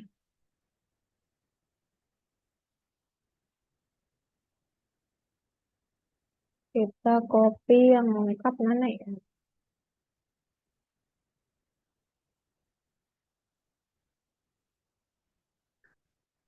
Kita copy, kita samakan ya dengan kalimatnya, misalkan projectnya yang ini ya, kurang tidur. Tuh, nanti kita kan ini palsu, ya kan? Nah, dia masih bingung antara, karena sama-sama sakit kepala itu tadi ya. Oke, misalkan yang ini. Amatir Presiden Donald Trump is not well like this. Nah, kita copy, kita enter. Nah, harusnya itu beritanya terdeteksi palsu. Coba kita lihat.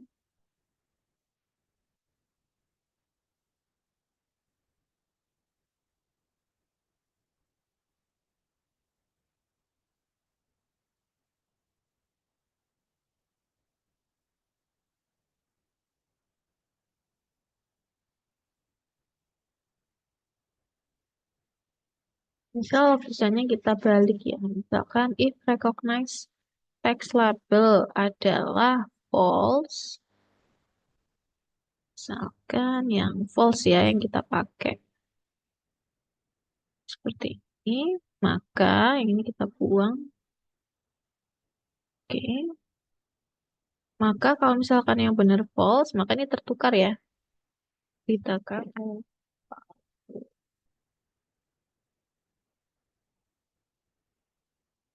Kita pilih.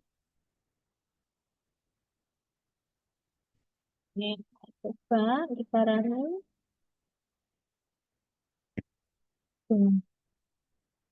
Misalkan yang mana? Harusnya tadi bisa palsu ya.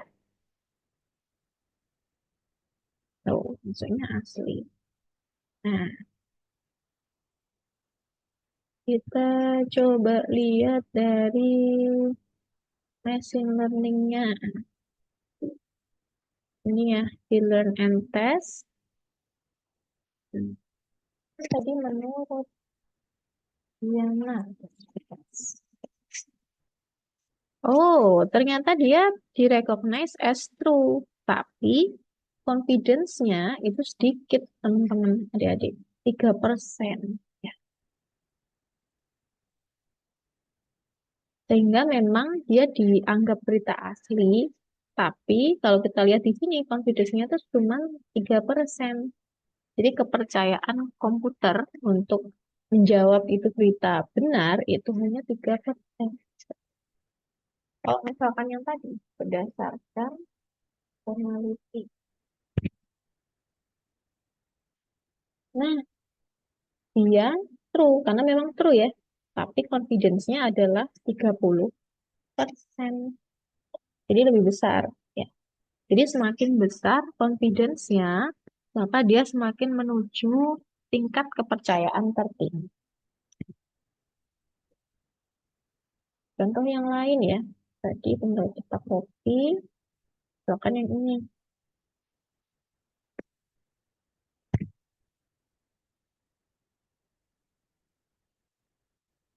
Copy ke sini. Tadi kan harusnya berita palsu ya jawabannya. Kita tes. Nah, artinya kita harus apa? Benar-benar membedakan pola dari yang berita asli dengan berita palsu. Nah, contohnya tadi kalau kita ambil dari example yang berita palsu, ya satu kalimat penuh, ya itu dia berhasil deteksi sebagai berita palsu dengan tingkat confidence-nya adalah 99%. Ya, jadi gitu ya adik-adik ya. Artinya dari sini kesimpulannya apa? Kesimpulannya agar komputer itu bisa benar-benar membedakan ya pola kalimat kita itu seperti apa, maka kita harus benar-benar mendetailkan perbedaannya. Dan juga kita masukkan variasinya ya. Jadi semakin banyak variasinya, otomatis komputer akan punya kesempatan gitu ya untuk belajar lebih banyak tentang pola dari kalimat tersebut. Ada yang sudah selesai sampai sini adik-adik? Saya sudah, Kak. Oke. Nah, kalau sudah selesai, seperti biasa, silahkan merefleksikan ya. Jadi kesimpulan dari dua project yang sudah kita buat itu seperti apa input, proses, dan outputnya. Nah, kemudian terakhir, Silahkan mengisi latihan ya, yang ada pada slide ke-33. Oke, silahkan. Waktunya 15 menit ya, jadi.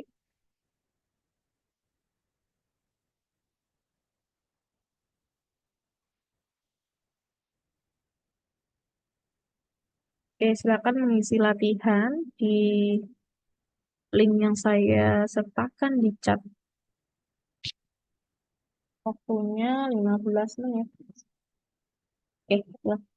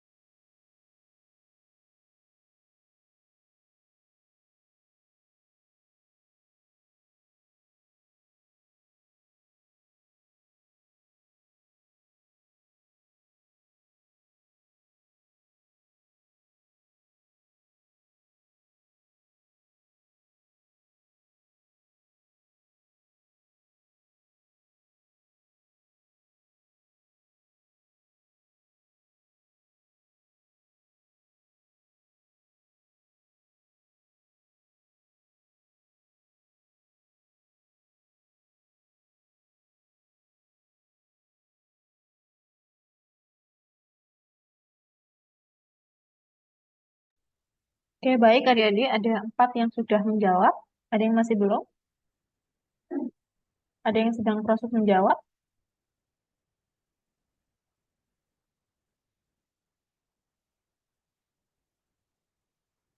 Ini yang hadir ada 6 orang ya. 5. 1, 2, 4, 5. Kurang 1 berarti.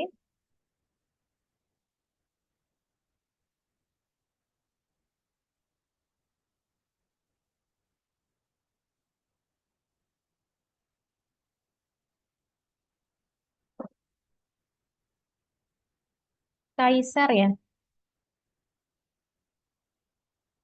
Adik Kaisar masih proses.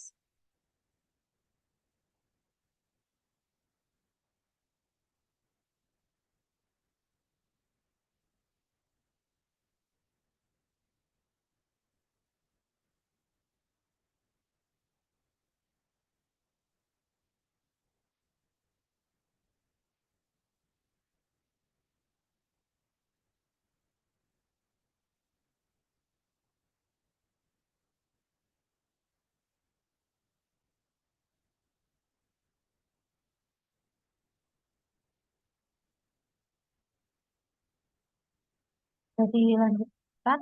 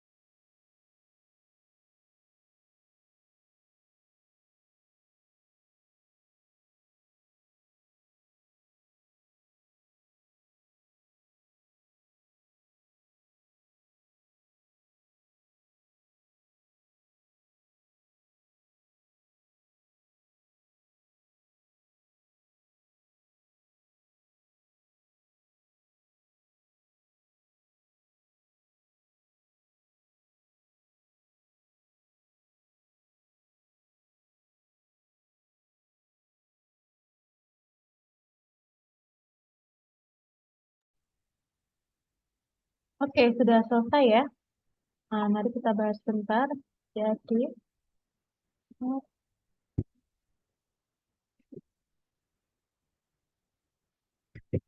oke.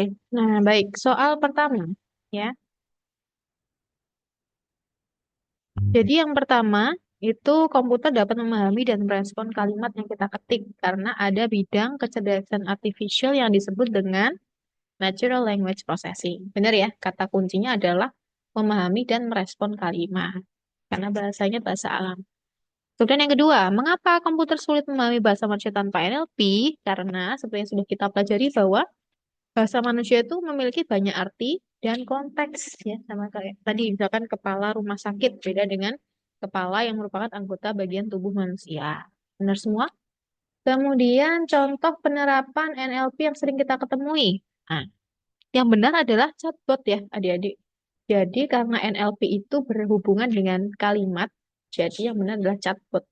Ini masih ada yang salah ya. Jadi kalau ramalan cuaca itu bukan menggunakan NLP, tapi menggunakan machine learning model, bisa prediksi, bisa klasifikasi. Next, chatbot seperti yang ada di website atau aplikasi layanan pelanggan bekerja dengan cara apa? Karena kalau customer service itu kan harus memahami permintaan pelanggan. Maka di situ memahami permintaan atau pertanyaan pengguna dan juga memberi respon gitu. Sama seperti Google AI atau Google Assistant. Kemudian dalam proyek Smart Classroom, komputer bisa mengenali kalimat seperti nyalakan lampu atau matikan kipas. Aktivitas ini jelas ya, pemrosesan bahasa Arab. Kemudian confidence rate. Nah, tadi sudah saya jelaskan berkali-kali ya. Jadi confidence rate itu mengacu kepada seberapa yakin komputer terhadap jawabannya. Tadi kan ada yang dia yakin true, tapi cuma 3%. Berarti 97%-nya itu false. Ya. Kemudian chatbot bisa menjawab pertanyaan karena telah diberi contoh data teks untuk dipelajari. Ya kan? Tadi sudah kita lakukan ya. Kemudian, jika siswa melatih model dengan kalimat nyalakan kipas, hidupkan kipas, dan lain-lain, model bisa mengenali maksudnya karena sudah mengenali pola kata yang mirip. Sudah benar semua 100%. Kemudian, ketika chatbot memberikan jawaban yang salah, hal yang bisa dilakukan adalah menambah data pelatihan yang bervariasi. Tadi sudah saya jelaskan juga ya. Jadi semakin banyak variasi, semakin banyak komputer itu belajar. Oke, kemudian salah satu tantangan bagi komputer dalam memahami bahasa manusia adalah sama, memiliki makna ganda dan konteks yang rumit. Ya, karena bahasa manusia tidak selalu konsisten ya, bisa berbeda-beda meskipun tujuan dan maksudnya sama. Jadi seperti itu adik-adik semuanya. Ya, secara umum ini sudah bisa memahami ya materinya. Nah, ini skornya sudah rata-rata 76 dari 80 poin. Ya, jadi totalnya memang 80 poin seperti itu. Oke, artinya banyak yang 100% sudah memahami, gitu ya. Oke, jadi seperti itu untuk modul KA7 hari ini. Ya, adik-adik saya harap tetap semangat ya, karena masih ada modul-modul selanjutnya, dan kita akan ketemu lagi di pertemuan terakhir modul ke-10 ya. Oke, di hari dan jam yang sama. Jadi begitu saja yang bisa saya sampaikan. Tetap semangat belajarnya. Saya ucapkan terima kasih. Wassalamualaikum warahmatullahi wabarakatuh. Selamat Waalaikumsalam malam adik-adik warahmatullahi semua. Waalaikumsalam wabarakatuh. Makasih, warahmatullahi Kak. wabarakatuh. Terima kasih, Pak.